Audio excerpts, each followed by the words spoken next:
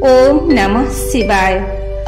आशुतोष भगवान शिवंक जटारू बही जाउछि पवित्र गंगार निर्मल धारा। गଳାରେ नाग ଆଉ ମସ୍ତକରେ ଶୋଭା ପାଉଛନ୍ତି ଚନ୍ଦ୍ର। ସେଥିପାଇଁ ତାଙ୍କୁ ଚନ୍ଦ୍ରଚୂଡ଼, ଚନ୍ଦ୍ରଶେଖର, ଶଶିଧର, ଚନ୍ଦ୍ରମୌଳି, ସୋମନାଥ ଆଦି କୁହାଯାଏ। ଆପଣ ଜାଣନ୍ତି କି ଶିବ କାହିଁକି ନିଜ ମସ୍ତକରେ ଚନ୍ଦ୍ରଙ୍କୁ ଧାରଣ କରିଛନ୍ତି? ଜାଣନ୍ତି କି ଚନ୍ଦ୍ରଦେବ 15 ଦିନ କ୍ଷୟ ଗଲା ବେଳେ ଆଉ 15 ଦିନ ପୂର୍ଣ୍ଣ ରୂପେ କାହିଁକି ଦର୍ଶନ ଦିଅନ୍ତି ବୋଲି? ଏହା ପଛରେ ରହିଛି ଏମିତି କିଛି ପୁରାଣର କଥା। ପ୍ରଥମତଃ ଶିବ ପୁରାଣ ଅନୁସାରେ ଚନ୍ଦ୍ରଦେବଙ୍କର ବିବାହ ପ୍ରଜାପତି ଦକ୍ଷଙ୍କର 27ଟି ନକ୍ଷତ୍ର କନ୍ୟାଙ୍କ ସହ ହୋଇଥିଲା।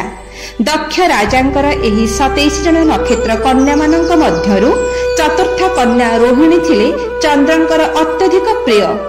ଚନ୍ଦ୍ର ରୋହିଣୀଙ୍କୁ ଅତ୍ୟଧିକ ଭଲ ପାଇବା ଦେଉଥିବା ବେଳେ ଅନ୍ୟ 26 ଜଣ ପତ୍ନୀମାନଙ୍କୁ ଅଣଦେଖା କରୁଥିଲେ। ଏଥିପାଇଁ ଏହି କନ୍ୟାମାନେ ଦକ୍ଷ ରାଜାଙ୍କ ପାଖରେ ଅଭିଯୋଗ କଲେ। ରାଜା ଦକ୍ଷ ଚନ୍ଦ୍ରଙ୍କୁ ଏ ବିଷୟରେ ବାରମ୍ବାର ବୁଝାଇବା ସତ୍ତ୍ୱେ ଚନ୍ଦ୍ରଙ୍କ ବ୍ୟବହାରରେ କୌଣସି ପରିବର୍ତ୍ତନ ହେଲା ନାହିଁ। କେବଳ ରୋହିଣୀଙ୍କ ପ୍ରତି ଅତ୍ୟଧିକ ଭଲ ପାଇବା ଏବଂ ଅନ୍ୟ 26 ଜଣ ପତ୍ନୀଙ୍କ ପ୍ରତି ଅବହେଳା ରାଜା ଦକ୍ଷଙ୍କୁ କ୍ରୋଧାନ୍ୱିତ କଲା। ତେଣୁ ପ୍ରଜାପତି ଦକ୍ଷ ରାଗି ଯାଇ ଚନ୍ଦ୍ରଙ୍କୁ ତାଙ୍କ ଶରୀର କ୍ଷୟ ହୋଇଯାଉ ବୋଲି ଅଭିଶାପ ଦେଲେ। ଅଭିଶାପ ପାଇବା ପରେ ଧୀରେ ଧୀରେ ଚନ୍ଦ୍ରଙ୍କର ଶରୀର କ୍ଷୟ ହେବାକୁ ଲାଗିଲା। ଦୁଃଖ ଓ ସନ୍ତାପରେ ଚନ୍ଦ୍ର ଏହି ଅଭିଶାପରୁ ମୁକ୍ତ ହେବା ପାଇଁ ଭଗବାନ ବିଷ୍ଣୁଙ୍କର ଆରାଧନା କଲେ। କିନ୍ତୁ ଭଗବାନ ବିଷ୍ଣୁ ଚନ୍ଦ୍ରଙ୍କୁ ପରାମର୍ଶ ଦେଲେ ଏହି କ୍ଷୟ ରୋଗରୁ ମୁକ୍ତ ହେବା ପାଇଁ କେବଳ ଦେବଦେବ ମହାଦେବଙ୍କୁ ଆରାଧନା କରିବା ପାଇଁ। ଚନ୍ଦ୍ରଦେବ ମହାମୃତ୍ୟୁଞ୍ଜୟ ମନ୍ତ୍ର ଜପ କରି ପ୍ରଭାସ ତୀର୍ଥରେ, ଯାହା ଆଜିର ଗୁଜରାଟରେ ଅବସ୍ଥିତ, ସେହିଠାରେ ତପସ୍ୟା କରିବାକୁ ଲାଗିଲେ। ଚନ୍ଦ୍ରଦେବଙ୍କ ତପସ୍ୟାରେ ସନ୍ତୁଷ୍ଟ ହୋଇ ଭଗବାନ ମହାଦେବ ଦର୍ଶନ ଦେଇ ଚନ୍ଦ୍ରଙ୍କୁ ରୋଗମୁକ୍ତ କଲେ ଏବଂ ସବୁଦିନ ପାଇଁ ଚନ୍ଦ୍ରଙ୍କୁ ନିଜ ମସ୍ତକରେ ଧାରଣ କରିନେଲେ। କିନ୍ତୁ ପ୍ରଜାପତି ଦକ୍ଷଙ୍କର ଅଭିଶାପ ଥିବାରୁ ଆଶୀର୍ବାଦ ଦେଇ ବର ଦେଇଥିଲେ ଯେ 15 ଦିନ କ୍ଷୟ ଯିବା ପରେ ପୁଣି 15 ଦିନ ବୃଦ୍ଧିପ୍ରାପ୍ତ ହେବେ, ଅର୍ଥାତ୍ ନିଜ ଅବସ୍ଥାକୁ ପୁଣି ଫେରି ଆସିବେ। ସେହି ଦିନଠାରୁ ଚନ୍ଦ୍ର ଗୋଟିଏ ପକ୍ଷ ଅର୍ଥାତ୍ 15 ଦିନ କ୍ଷୟ ଯାଇ ପୁଣି ଆଉ ଏକ ପକ୍ଷ ଅର୍ଥାତ୍ ଆଉ 15 ଦିନ ଦର୍ଶନ ଦିଅନ୍ତି ପୂର୍ଣ୍ଣ ଭାବରେ। ତେଣୁ ଆଶୁତୋଷ ଶିବ ମସ୍ତକରେ ଧାରଣ କରିଥିବା ଦ୍ୱିତୀୟ ଚନ୍ଦ୍ରଙ୍କୁ ଦର୍ଶନ କରିଦେଲେ ମନବାଞ୍ଛିତ ଫଳ ମିଳିଯାଇଥାଏ ବୋଲି ବିଶ୍ୱାସ। ଅର୍ଥାତ୍ ଆମମାନଙ୍କର ବିଶ୍ୱାସ ଅଜାଣତରେ ଆମ ଦୃଷ୍ଟି ଯଦି ଦ୍ୱିତୀୟ ଜହ୍ନ ଉପରେ ପଡ଼ିଯିବ, ତେବେ ଯାହା ବି ମନୋକାମନା ଅଛି ଯଦି ଦ୍ୱିତୀୟ ଜହ୍ନଙ୍କୁ ଚାହିଁ ଚିନ୍ତା କରାଯିବ, ତେବେ ସଂକଳ୍ପ ନିଶ୍ଚୟ ପୂର୍ଣ୍ଣ ହେବ।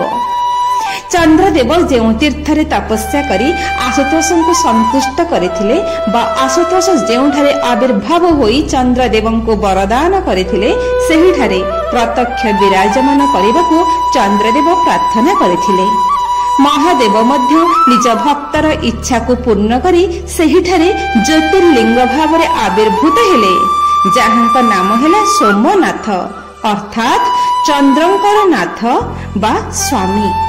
ସରସ୍ୱତୀ ଏବଂ ସାଗରର ସଙ୍ଗମ ସ୍ଥଳରେ ପ୍ରଭାସ ତୀର୍ଥରେ ଥିବା ସୋମନାଥ ଜ୍ୟୋତିର୍ଲିଙ୍ଗ 12 ଜ୍ୟୋତିର୍ଲିଙ୍ଗଙ୍କ ମଧ୍ୟରୁ ଅନ୍ୟତମ। ଭାଗବତ କୁହନ୍ତି, ଏହିଠାରେ ଭକ୍ତି ଆଉ ନିଷ୍ଠାର ସହ ପିଣ୍ଡଦାନ କଲେ ସପ୍ତ ପୁରୁଷ ମୁକ୍ତ ହୋଇଯାଆନ୍ତି।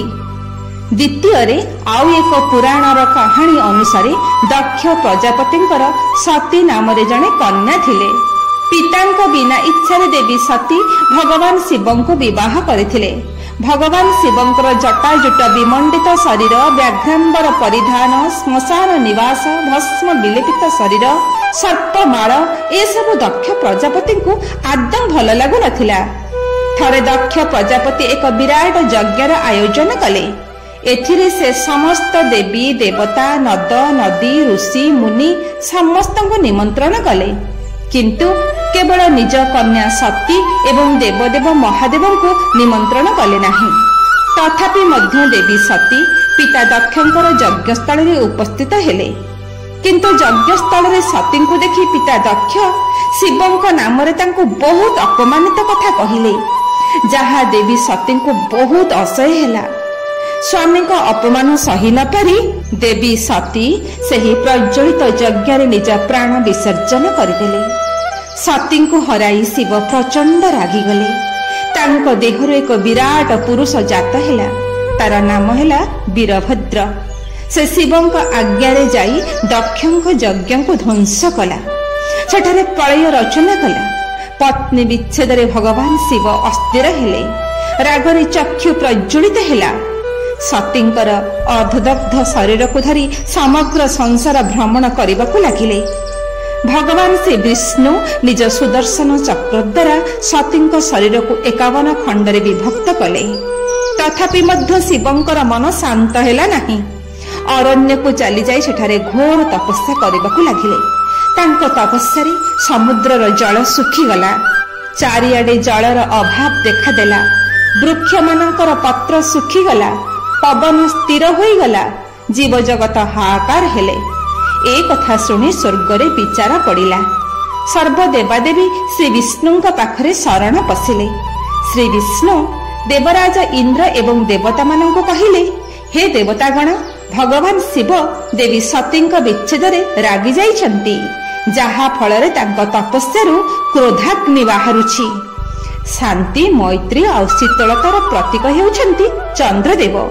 ଯଦି ଚନ୍ଦ୍ରଦେବ ଯାଇ ଶିବଙ୍କ ଶରୀରରେ ରହିବେ, ତେବେ ଭଗବାନ ଶିବ ଶାନ୍ତ ହେବେ।